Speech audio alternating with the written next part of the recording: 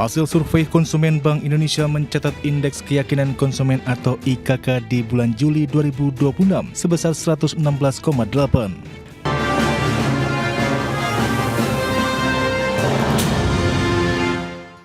Ya, pemirsa, indeks keyakinan konsumen di bulan Juli 2026 kembali melanjutkan tren turun sejak awal tahun 2026. Meski masih berada di level optimis, namun mulai menunjukkan konsumen yang semakin berhati-hati dalam melihat kondisi ekonomi kita. Hasil survei konsumen Bank Indonesia mencatat indeks keyakinan konsumen atau IKK di bulan Juli 2026 sebesar 116,8. Meski masih berada pada level optimis, namun nilai IKK tersebut lebih rendah dibandingkan bulan Juni yaitu sebesar 117,8. Bahkan masih cenderung melanjutkan tren penurunan yang terjadi sejak awal tahun 2026. Di sisi lain, hasil survei konsumen Bank Sentral mengindikasikan keyakinan konsumen terhadap kondisi ekonomi tetap terjaga, ditopang oleh indeks kondisi ekonomi saat ini atau IKE dan indeks ekspektasi konsumen atau IEK yang tetap di level optimis, masing-masing 107,9 dan 125,7. Namun level tersebut masih lebih rendah dibandingkan dengan indeks bulan sebelumnya, masing-masing sebesar 109,2 dan 126,4. Sementara berdasarkan kelompok pengeluaran, keyakinan konsumen pada Juli 2026 tetap optimis pada seluruh kelompok pengeluaran, dengan IKK tertinggi tercatat pada responden kelompok di atas 5 juta rupiah. Sedangkan berdasarkan usia, IKK tertinggi tercatat pada responden usia 20 hingga 30 tahun. Berbagai sumber, IDXNO. Ya, pemirsa, untuk membahas tema kita kali ini, menangkap sinyal penurunan indeks keyakinan konsumen Juli 2026, kita sudah tersambung melalui Zoom bersama dengan Bapak Alfonsus Wijaya, Ketua Umum Asosiasi Pengelola Pusat Belanja Indonesia. Kemudian ada Ibu Eisa Rahbini, beliau adalah Direktur Program Indef. Langsung saja kita sapa ini. Pak Alfonsus, apa kabar Pak? Baik, Mas Pras, apa kabar juga? Kabar baik juga, terima kasih atas waktu yang disempatkan. Bu Eisa, apa kabar Ibu? Baik, terima kasih Mas Pras. Baik, terima kasih juga atas waktu yang disempatkan. Tadi sudah disampaikan begitu dari indeks keyakinan konsumen ini memang masih berada di level optimis Bu Aisyah, tapi kecenderungannya turun. Lantas bagaimana review Anda terkait dengan turunan indeks keyakinan konsumen di Juli yang berada di posisi 116,8, turun dari sebelumnya di bulan Juni. Nah, apakah fluktuasi biasa saja atau menjadi sinyal pelemahan dari konsumsi rumah tangga sebenarnya Bu? Iya, kalau kita melihat ya tadi data sudah disampaikan bahwa indeks keyakinan konsumen ini masih berada di zona di atas 100 ya. Sebenarnya memang masih ada optimisme dari konsumen ini sendiri gitu ya. Namun trennya menurun dari awal tahun ya, dari Januari sampai pertengahan tahun di Juli. Nah, ini yang kita lihat sebagai ada penurunan kepercayaan atau keyakinan konsumen. Baik itu kalau kita lihat bedah lagi di dalamnya terhadap kondisi ekonomi saat ini dan juga ekspektasinya kepada perekonomian ke depan gitu ya. Nama ini dikaitkan, bisa saja dikaitkan dengan kondisi perekonomian saat ini dan bagaimana konsumen ini melihat, memandang daya beli mereka gitu ya. Kalau kita lihat memang saat ini kondisi ekonomi ini cukup berat ya, dalam hal daya beli mereka tergerus gitu ya. Kita bisa melihat bahwa satu pertama indikator lain yang menjelaskan seperti misalnya dari harga-harga, walaupun kalau kita lihat inflasi di bulan Juli kemarin ya, terdapat deflasi gitu ya. Tapi kita lihat di sini deflasi ini seperti apa ya? Apakah memang kalau kita lihat ada penurunan ya dari sisi inflasi bulanan ya, ada penurunan deflasi. Nah, yang kedua di sisi produksi pun ya, di sisi sektor usaha itu biaya cukup masih relatif tinggi gitu ya. Jadi memang yang perlu kita garis bawahi ini adalah satu indikator yang menjadi signal ya terkait dengan daya beli dari masyarakat, dan ini patut kita perhatikan dan observe ke depannya.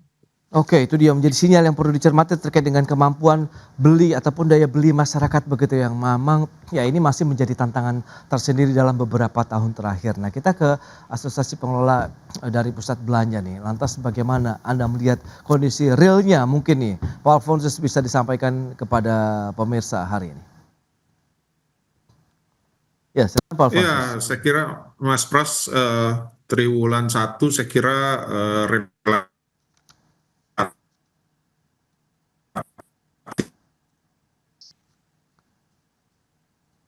Ya, halo Pak Alfonsus. Ya, nampaknya kami mengalami gangguan sinyal. Kita kembali lagi ke Ibu Eisa. Nah, kira-kira Bu, faktor utama yang membuat tingkat keyakinan konsumen sendiri turun ini apa ya memicunya ya kira-kira? Ramadan, Idul Fitri. Saya kira triwulan 1 semua cukup baik lah begitu. Nah, di Indonesia memang karakteristik ataupun tren dari belanja di retail itu setelah Ramadan, Idul Fitri yang merupakan peak season puncak penjualan retail itu selalu masuk low season lah begitu. Jadi saya kira situlah mulai terasa begitu ya. Jadi setelah Idul Fitri itu low season dan saya kira ini wajar-wajar saja di Indonesia memang trennya seperti itu begitu.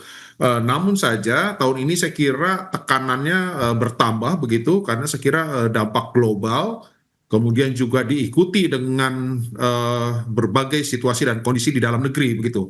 Jadi saya kira itulah salah satu pengaruh menurut saya kenapa terjadi tekanan begitu di triwulan 2 dan juga triwulan 3 ini begitu ya. Jadi saya kira karena tadi pertama adalah karena di low season begitu ditambah lagi tadi dampak global. Dampak global ini saya kira sebetulnya lebih sensitif terhadap kalangan menengah atas begitu ya. Jadi menengah atas ini sangat sensitif dengan nilai tukar dolar, harga emas, indeks saham Oke. dan sebagainya begitu. Jadi mereka bukannya tidak punya daya beli, tetapi sensitif gitu, menahan. Apakah mau belanja ataukah mau investasi itu kan harga emas juga bergejolak dan sebagainya begitu. Bagi ke kalangan kelas menengah bawah, ya mereka tidak terlalu sensitif dengan isu-isu tersebut begitu ya, tetapi itu terjadi ketika mereka akan terkena dampak ataupun sensitif pada saat harga barang, harga produk naik begitu. Seperti kita ketahui setelah Ramadan Idul Fitri ya pada saat masuk low season itu kan di dalam negeri kondisi juga saya kira banyak tekanan gitu ya, harga BBM naik, kemudian ya biaya energi, biaya logistik dan sebagainya begitu. Jadi saya kira itulah yang membuat tekanan bertambah begitu pada saat low season ditambah lagi dengan tekanan-tekanan tadi. Jadi saya kira itulah yang terjadi begitu ya. Saya kira pengaruhnya cukup besar begitu tekanannya pada saat low season ini begitu. Kurang lebih itu Mas Ya, Pras. itu dia kondisi real di lapangan begitu yang dialami oleh pengelola pusat perbelanjaan di Indonesia.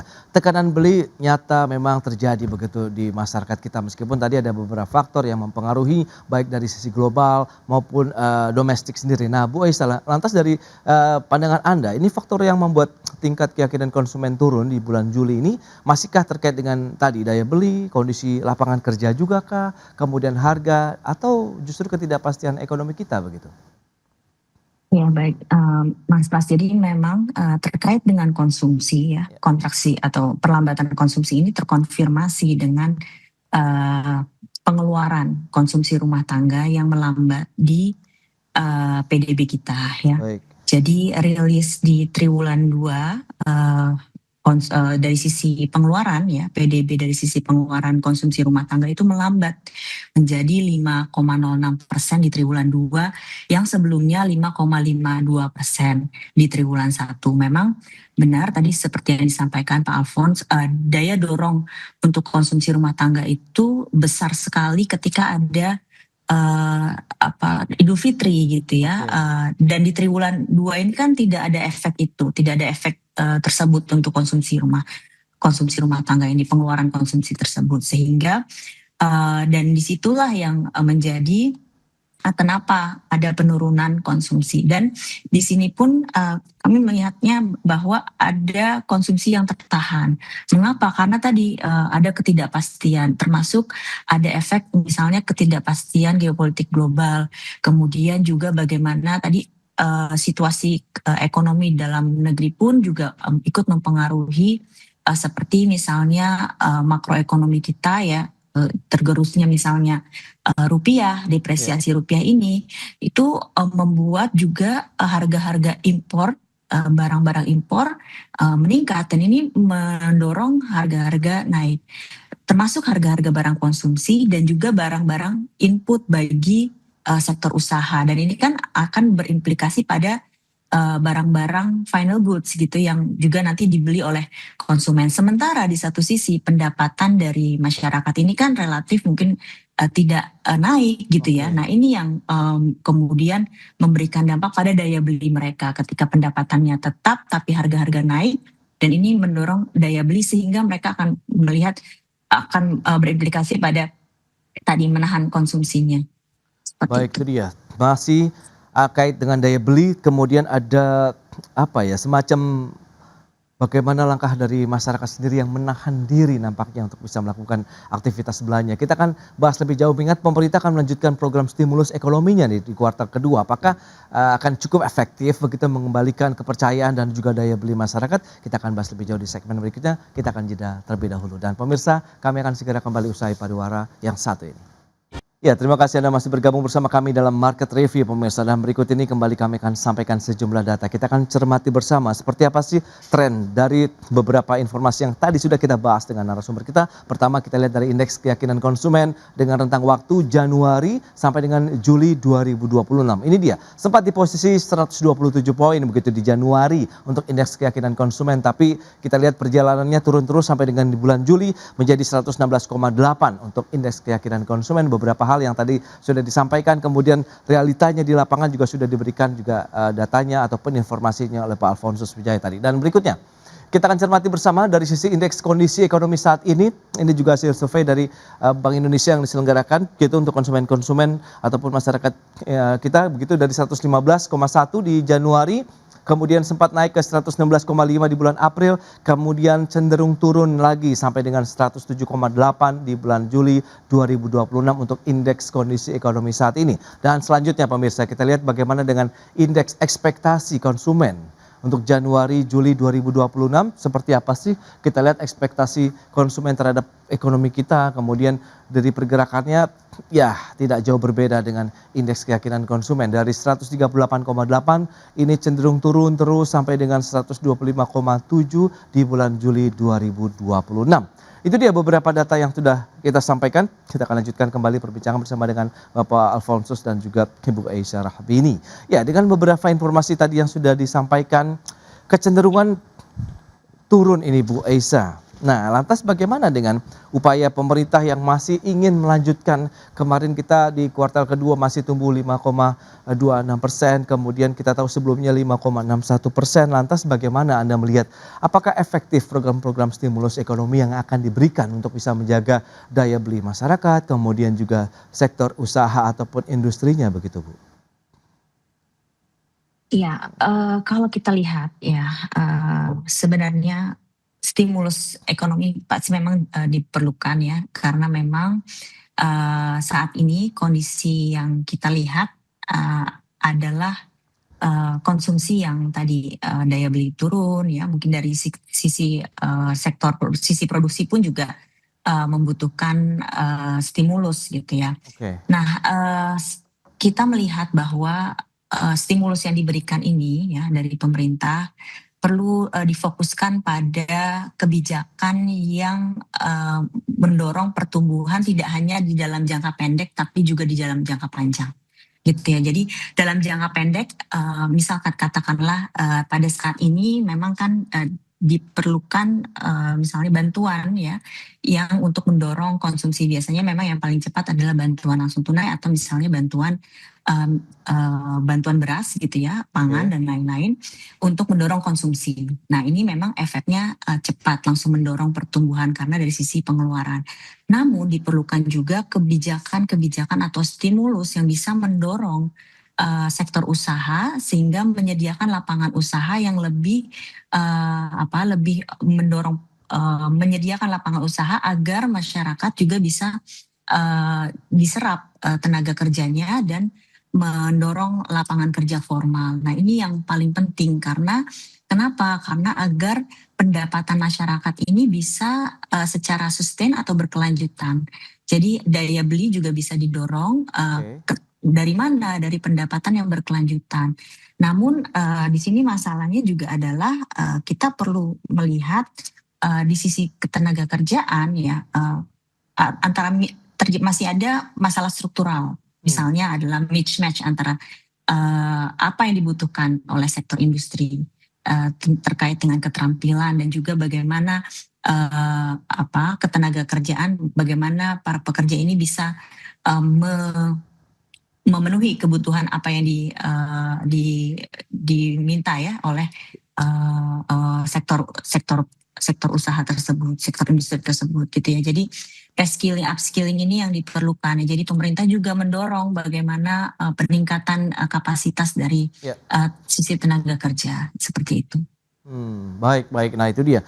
Ada beberapa hal struktural yang nampaknya memang masih terus harus dibenahi lah begitu ya. Melalui kebijakan pemerintah terkait dengan kebijakan stimulus yang mungkin lebih tepat sasaran begitu ya Bu Eisa. Nah lantas Pak Alfonsus, sejauh mana kalau memang tadi ada data pelemahan konsumen kita turun, kemudian kondisi ekonomi turun, ekspektasi juga mengalami penurunan, apa yang lebih banyak dirasakan oleh pusat perbelanjaan nih? Di kota besar, kota kecil atau sebenarnya sudah merata juga ke berbagai daerah? Dan lantas seperti apa juga perubahan perilaku konsumen saat ini, Pak Alfonsus? Ya, saya kira dimulai tentunya di kota besar begitu ya, karena tadi seperti yang di awal saya sampaikan isu-isu global begitu, kemudian juga kondisi di dalam negeri itu memang sensitif terhadap kalangan menengah atas begitu ya, makanya terjadinya adalah di kota-kota besar, kemudian baru diikuti oleh di kota-kota kecil begitu ya, ataupun di luar kota-kota besar begitu. Jadi karena tadi dampaknya itu lebih kepada kenaikan biaya-biaya produksi yang akhirnya juga menambah potensi kenaikan daripada harga-harga barang ataupun produk begitu. Nah, kemudian saat ini bercampur nih Mas Pras. Jadi situasinya itu memang saya kira salah satunya di sisi adalah di low season begitu. Jadi kalau di low season ini jadi saya kira juga masyarakat lebih selektif begitu untuk membelanjakan uangnya begitu. Salah satunya misalkan contoh tentunya kategori produk pakaian itu aparel ya, fashion saya kira itu bukan menjadi pilihan utama begitu kan, karena di saat low season ini begitu tidak ada kebutuhan, tidak ada urgensinya begitu ya untuk memilih busana ataupun membelanjakan uangnya di busana begitu. Jadi saya kira sebetulnya itu wajar-wajar saja gitu. Jadi saat ini sebetulnya kondisinya ini bercampur begitu antara situasi low season ditambah lagi dengan tekanan-tekanan tadi begitu. Nah, saya kira pada saat triwulan 2 begitu agak sedikit tertolong itu karena ada libur sekolah begitu. Jadi masyarakat lebih berbelanja kepada makanan dan minuman dan juga entertainment begitu ya, hiburan. Karena itu mengisi libur sekolah begitu, dan bukan berarti masyarakat tidak membelanjakan di luar itu, tetapi saya kira mereka tetap membelanjakan, tetapi dominasinya lebih kepada tadi makanan, minuman dan juga hiburan begitu. Makanya kita lihat juga laporan BPS bahwa konsumsi masyarakat di triwulan 2 begitu itu lebih banyak didominasi juga oleh sektor makanan, minuman dan perhotelan begitu ya. Saya kira itu wajar begitu karena ada libur sekolah tadi gitu. Jadi saya kira kondisi ini akan terus terjadi saya kira sampai dengan nanti sekarang di triwulan 3 begitu sampai dengan nanti di awal triwulan 4 begitu ya. Saya kira kondisi akan sedikit berubah begitu. Karena akan memasuki peak season kedua begitu ya di Indonesia, di penjualan retail di Indonesia, yaitu Natal dan Tahun Baru begitu. Itu dia. Iya, saya kira demikian, Mas Pras. Strategi apa yang akan diterapkan memasuki low season saat ini, kemudian menghadapi nanti ataupun menjelang nanti peak season kedua begitu di Nataru? Mengingat ada beberapa program yang sedang dilakukan, diskon, midnight sale dan beragam promosi lainnya begitu. Kita bahas lebih jauh nanti di segmen berikutnya. Pak Alfonsus dan Bu Eisa, kita akan jeda dulu sebentar ya. Dan pemirsa tetaplah bersama kami. Ya, terima kasih Anda masih bergabung bersama kami. Kita lanjutkan kembali perbincangan bersama dengan Bapak Alfonsus Wijaya, Ketua Umum APPBI. Kemudian juga ada Ibu Esa Makfiruhah Rahbini, beliau adalah Direktur Program Indef. Nah, bicara mengenai program-program yang biasanya dilakukan oleh pusat-pusat perbelanjaan begitu ya Pak Alfonsus. Nah, ini akankah efektif di low season saat ini begitu, atau justru akan efektif nanti pada saat peak season kedua atau Nataru, atau justru ada strategi khusus yang Anda siapkan bersama teman-teman APBBI di low season saat ini, Pak Alfonsus? Ya, saya kira tahun ini low season panjang begitu, relatif lebih panjang. Triwulan 2 dan triwulan 3 itu menjadi low season begitu, dan jadi kami mempunyai strategi bagaimana cara memperpendek begitu dalam tanda kutip low season yang panjang ini, yaitu dengan cara membuat program-program promo-promo belanja. Jadi untuk memperpendek gitu ya dalam tanda kutip ya, itu sudah kita lakukan sejak pasca Idul Fitri, yaitu dengan liburan sekolah, kemudian lanjut dengan program sekarang ini Hari Kemerdekaan begitu, kemudian nanti lanjut lagi Oktober ada Wonderful Indonesia Gastronomi dan sebagainya. Jadi saya kira itu strategi-strategi yang dilakukan untuk memperpendek begitu low season yang panjang tadi, ditambah juga untuk menopang daya beli masyarakat dengan program-program promo belanja ini menjadi harga-harga lebih terjangkau begitu. Kemudian juga tentunya membantu daripada peritel begitu ya untuk meningkatkan transaksi begitu, dan kebetulan di Indonesia pusat perbelanjaan ataupun industri retail Indonesia ini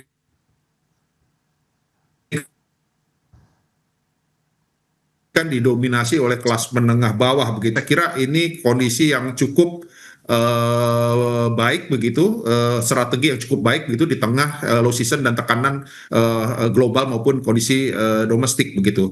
Tetapi saya kira yang lebih diperhatikan lagi adalah pemerintah memberikan stimulus, memang itu bermanfaat begitu, tapi sifatnya sesaat begitu ya. Seperti pada saat libur sekolah pemerintah memberi.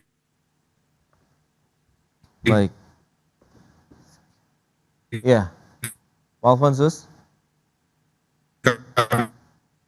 Ya.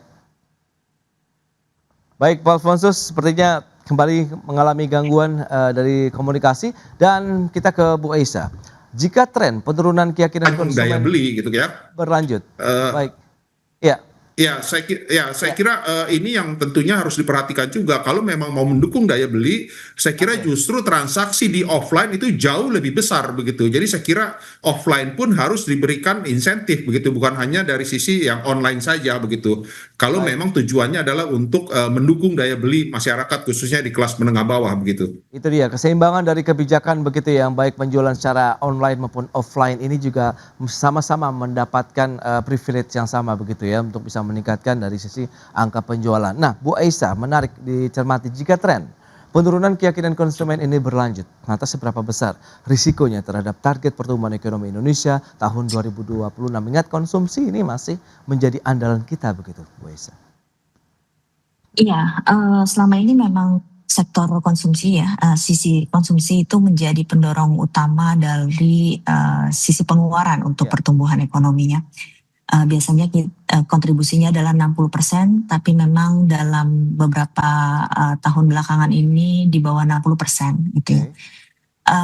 Dan kalau kita lihat tadi pertumbuhannya juga cukup melambat ya, dari 5,2 ke 5,06 di triwulan 2. Jika misalnya memang daya beli ini ke depan masih tetap terus dengan kondisi yang sama, atau misalnya bisa lebih menurun ya, atau keyakinan masyarakat terhadap kondisi ekonomi sama atau misalnya lebih buruk lagi gitu ya, ini akan mempengaruhi daya beli mereka dan mereka akan menahan konsumsi.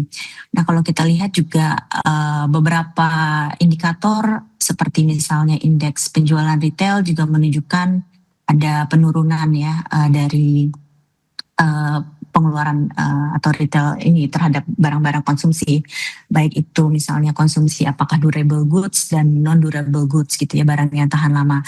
Dan yang pasti mereka akan kita lihat pembelian untuk barang-barang yang non durable goods, durable goods atau barang tahan lama itu akan ditahan dulu gitu ya, tadi seperti yang disampaikan, barang-barang yang bukan barang-barang staples atau basic needs pasti ditahan dulu gitu ya. Dan ini bisa mempengaruhi juga konsumsi dan pertumbuhan ekonomi kita ke depan seperti itu. Nah, yang pasti ini menjadi alarm atau warning karena kalau kita lihat dari sisi pertumbuhan ekonomi, pengeluaran, konsumsi kan menjadi part atau kontributor terbesar gitu ya. Namun tadi pemerintah bisa melakukan dukungan atau misalnya melalui stimulus. Nah, stimulus ini memang perlu juga hati-hati gitu ya. Ketika government spending-nya besar, berarti artinya adalah pada budget atau defisit kita gitu ya. Nah, ini yang perlu hati-hati terkait dengan government spending. Yang perlu ditekankan adalah ketika memberikan stimulus, ini juga perlu dilihat apakah seberapa besar uang fiskal kita. Untuk menjaga kehati-hatian ini. Seperti itu. Terakhir, proyeksi Anda terkait dengan indeks keyakinan konsumen kita sampai dengan akhir tahun, begitu kecenderungan masih akan potensi turun atau nanti akan ada perbaikan, mengingat ada peak season juga nanti di sesi kedua dalam artian di Nataru nih Bu Aisyah. Iya, selama tadi ya ada komitmen pemerintah atau selama ini kita juga banyak faktornya ya, ada faktor di luar eksternal, ada faktor di dalam gitu ya. Faktor eksternal yang kita tidak bisa kontrol, ini bisa terjadi kapan saja gitu ya. Namun itu masih tetap ada risiko geopolitik dan eksternal. Faktor yang di dalam lah yang menurut kami secara fundamental dan struktural ini bisa kita katakan kita harus kuat gitu ya. Intinya bagaimana supaya kebijakan-kebijakan ini pemerintah fokus untuk menyediakan lapangan pekerjaan yang juga bisa memberikan pendapatan sehingga masyarakat bisa stable atau terjamin pendapatannya sehingga bisa meningkatkan daya belinya. Baik, mungkin itu yang bisa menjadi pegangan supaya daya beli dan keyakinan konsumen juga terjaga sampai akhir tahun. Baik, Ibu Aisyah, berarti memang harus ada penguatan lagi dari sisi fundamental ekonomi kita ya, sampai tidak, ya paling tidak sampai dengan akhir tahun 2026 ini. Baik, Pak Alfonsus, Bu Aisyah, terima kasih banyak ini atas informasi, update dan juga insight yang sudah diberikan kepada pemirsa pada hari ini. Selamat melanjutkan aktivitas Anda kembali, salam sehat, sampai berjumpa kembali Pak Alfonsus, Bu Aisyah, terima kasih.